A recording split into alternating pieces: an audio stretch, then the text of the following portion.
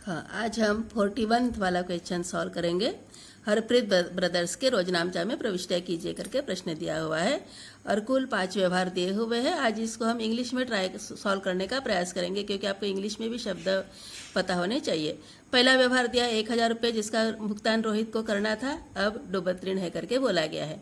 अर्थात रोहित नाम के व्यक्ति को इतनी राशि चुकानी थी, मतलब कि वो आपको अमाउंट चुकाने वाला था, परंतु वह नहीं चुका पाया है और इस कारण से अभी ये जो 1000 रुपये आपको डूबत ऋण में डालना है।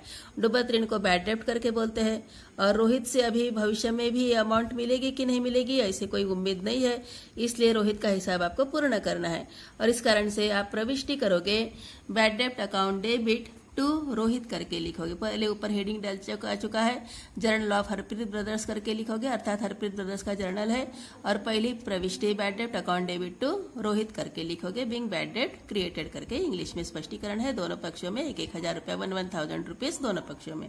फिर उसके बाद सेकंड नंबर का व्यवहार है 2000 रुपये के मूल्य का माल का उपयोग स्वामी ने अपने लिए किया, अर्थात goods worth ₹2000 were used by the proprietor, अर्थात व्यापार के स्वामी ने ही स्वयं उपयोग के लिए 2000 रुपये मूल्य का माल निकाला है और इस कारण से अभी इसकी प्रविष्टि करने के लिए आपको लिखना है drawing account debit to purchase account करके लिखोगे।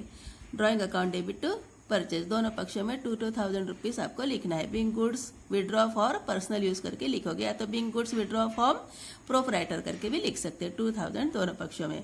फिर उसके बाद थर्ड नंबर का व्यवहार है 30,000 रुपये की मशीन पर 10% की दर से 2 माह के लिए मूल्यह्रास की गणना कर प्रविष्टि करे करके बोला गया है।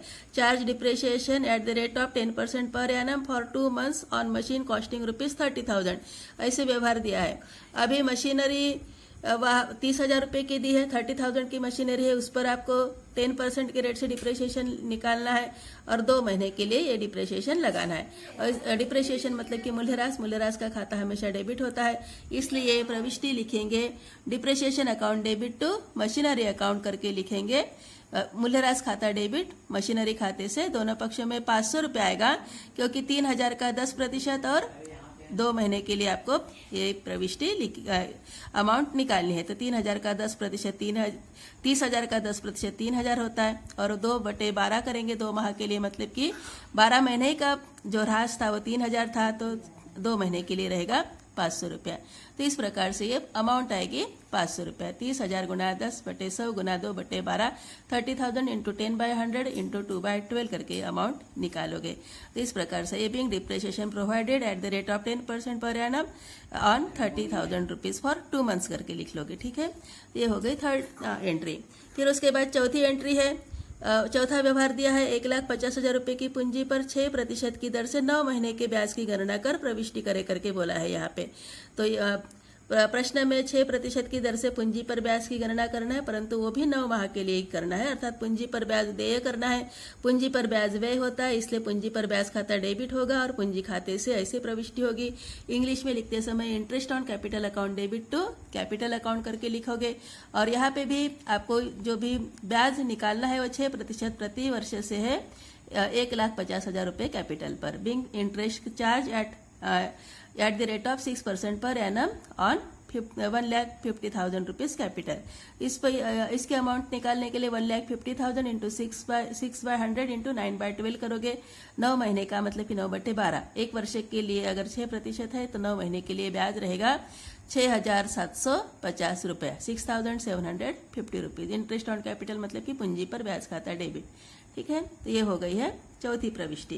फिर उसके बाद आगे व्यवहार है 5वें नंबर का, राहुल जिस पर 2000 रुपये बकाया थे दिवालिया हो गया और उससे केवल 60 पैसे ही प्राप्त हुए हैं। राहुल बिकम्स इंसॉल्वेंट, दिवालिया को इंसॉल्वेंट करके बोलते हैं। उसकी तरफ 2000 रुपये थे, परंतु वह कितना दे रहा है डिविडेंड, 60 पैसे इन रुपी करके बोला गया है।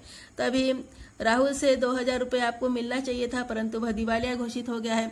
दिवालिया घोषित होना मतलब कि उसकी संपत्तियों की तुलना में दायित्व का बोझ ज्यादा होना, इस कारण से वह रुपया नहीं चुका पाएगा।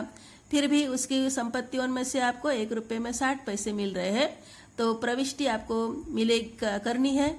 रोकड़ मिलेगी कुछ ना कुछ, 40 पैसे मिलेंगे, 1 रुपये में 60 पैसे नहीं मिल रहे, मतलब कि 40 पैसे मिलने वाले हैं। 1 रुपये में 60 पैसे मिल रहे हैं, मतलब कि 40 पैसे नहीं मिलने वाले हैं।